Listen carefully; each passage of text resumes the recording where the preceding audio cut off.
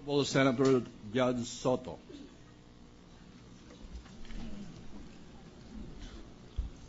Mr. President, Article 2 of the Articles of Impeachment states that the respondent committed culpable violation of the Constitution and or betrayed the public trust when he failed to disclose to the public his statements of assets and liabilities and net worth.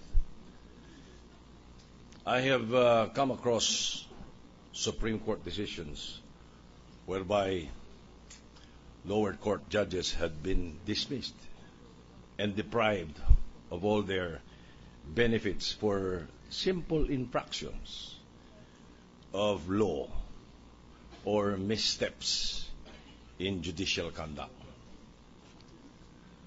Question: should the same strict measures ought to be applied to the members of the Supreme Court? The answer depends on who you ask. So I put that aside. Let's put that aside.